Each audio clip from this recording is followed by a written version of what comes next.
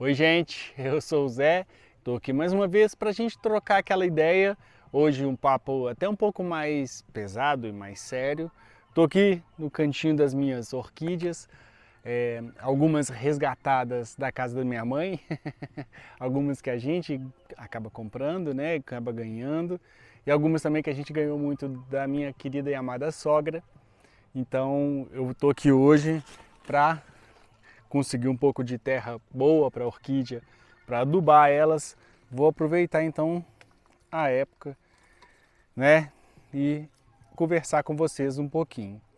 Esse final de semana, não sei se todo mundo sabe, né, eu sou professor e esse final de semana eu recebi um pessoal aqui lá da PUC Minas, do Coração Eucarístico, né, lá em BH.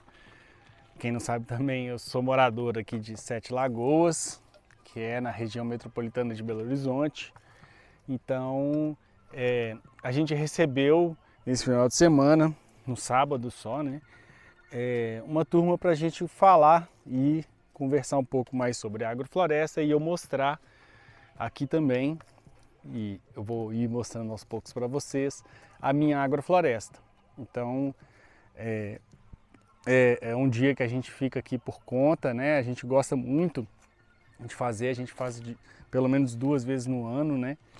Com uma grande amiga minha, Juliana, professora de botânica lá na PUC. Um beijo, inclusive, para a Ju, maravilhosa. E eu recebi a mesma pergunta 2 vezes e eu queria trazer ela para cá, para a gente poder discutir, conversar um pouco sobre a problemática e por que essa pergunta é tão capciosa, no mínimo, né, para se dizer isso. Me perguntaram se a agrofloresta é possível fazer em larga escala e uma das perguntas veio até no sentido de tá, mas para funcionar tem que ser em larga escala. E aí todas as vezes eu voltei a pergunta, né? Eu rebati a pergunta de volta para a pessoa de que quando a gente fala em larga escala, a gente está falando em larga escala para quê? Ou também, né? Para quem? Para quem a gente quer produzir em larga escala? E aí a gente tem que, claro, ir aos centro hoje dessa produção em larga escala, quem produz em larga escala, para quem e para quê.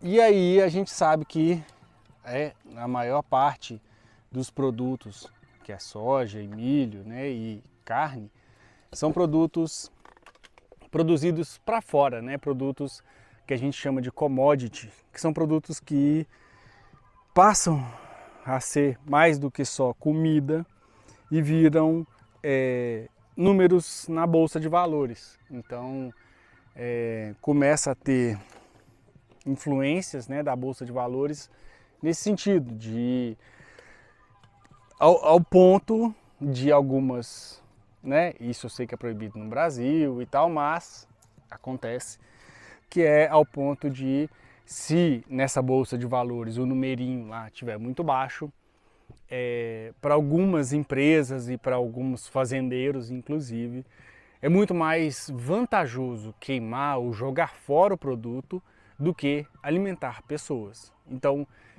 a gente tem que entender que hoje a produção em larga escala, ela não tem como foco a produção de comida.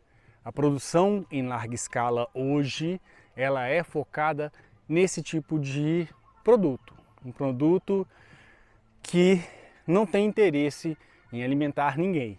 O interesse é encher o bolso de quem produz ele. Então, voltando à pergunta, uma agrofloresta em larga escala, ela é até possível. Existem tentativas, para quem não conhece, existe a Fazenda da Toca, que é em São Paulo, que é uma tentativa, mas do mesmo jeito, né? Outra característica das monoculturas e desse tipo de produção em larga escala, como as pessoas pediram e perguntaram, né? É a concentração de terra de renda. Então, mesmo que funcione, ainda vai estar servindo a poucas pessoas. Mesmo que a pessoa esteja lá bonitinha, doando, sabe? Ainda é acúmulo de terra e ainda é acúmulo de capital. Então, não quero entrar muito nesses termos aqui e, né, a ideia não é discutir sobre isso, mas a gente vê como consequência dos latifúndios isso. Então não tem como muito fugir disso. Não é o que eu quero, o que eu acho, o que eu penso, é o que a gente vê em números, é o que a gente vê no dia a dia, certo? Então, agrofloresta em larga escala, para quem e para quê? Então, se a gente fala agrofloresta em larga escala para produção de comida, a gente não está falando de latifúndios, a gente não está falando de concentração de renda, a gente está falando de qual existe aqui em Belo Horizonte, um cinturão verde, onde diversos produtores, pequenos, até médios produtores, possam, né, produzir comida, e aí sim, produção de comida, e o incentivo vai nesse sentido, né? Então, se a gente está falando de um incentivo do governo que existe nesse modelo mais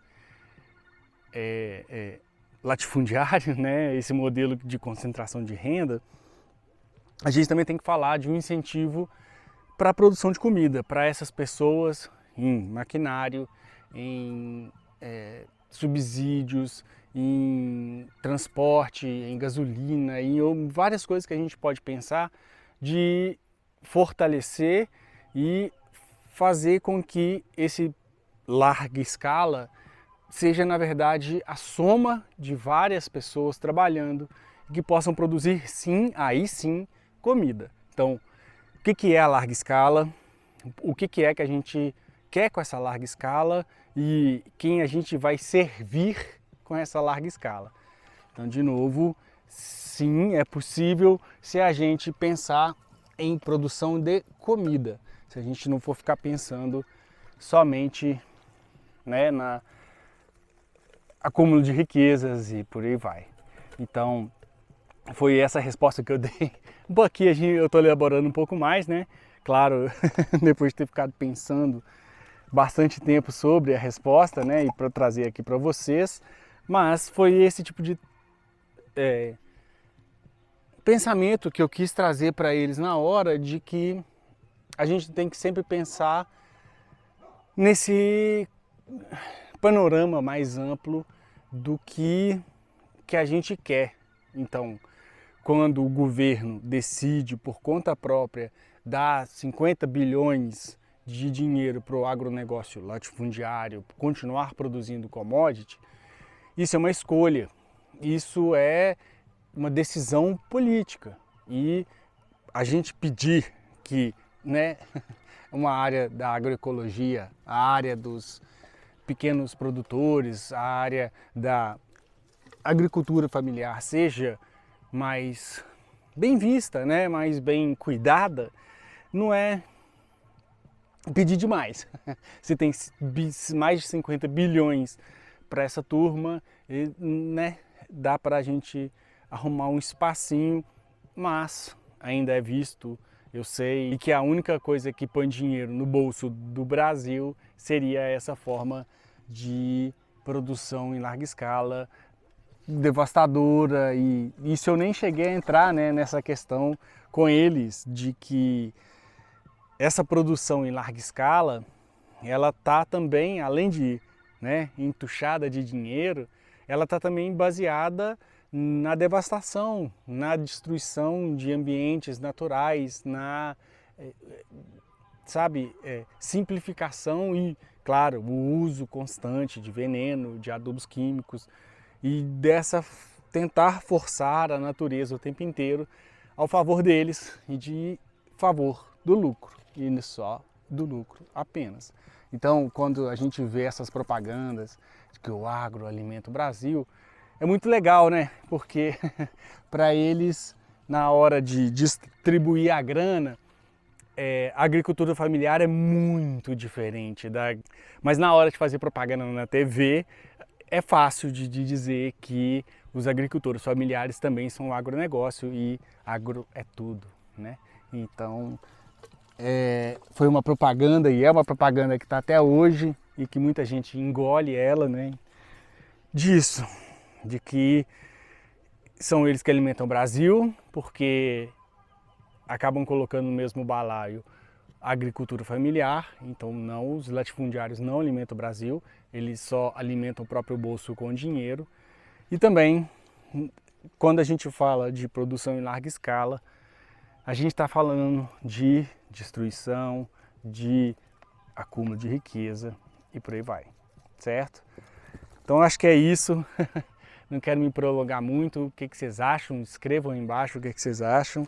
Se eu estou muito maluco, se eu estou longe, né, perdido na minha cabeça, mas acredito que é mais ou menos por aí, né? É muito fácil, é muito,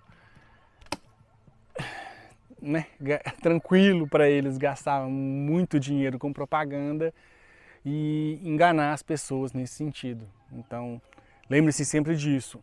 Na hora de dividir a grana, a agricultura familiar é muito diferente dos latifundiários, por isso que eles precisam de mais dinheiro. Já na hora de fazer propaganda dizendo que eles alimentam o Brasil e de que, né, a pobrezinha da Dona Maria tá lá plantando uma alfacezinha para você comer, que também é agronegócio, eles gastam muitos milhões também. Então, quando a gente fala de agrofloresta em grandes escalas, a gente tem que sempre lembrar de para quem e para quê, certo? Muito obrigado. Deixem aí então os seus comentários, o like, compartilhe, se inscreva no nosso canal e até a próxima.